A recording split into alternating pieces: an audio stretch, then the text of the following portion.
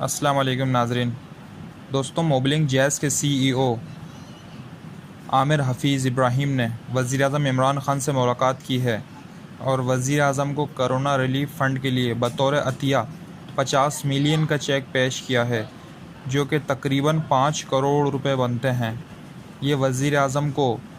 دی جانے والی بہت بڑی امداد ہے جو کہ موبلنگ جیز نے پیش کی ہے۔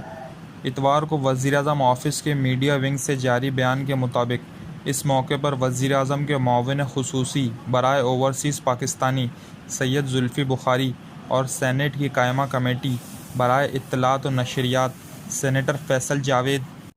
بھی موجود تھے۔ وزیر اعظم نے موبلنگ جیز اور اس کے ملازمین کی جانب سے عطیہ دینے کے عمل کو سراہا اور انہوں نے یہ بھی کہا ہے کہ مزید کمپنیز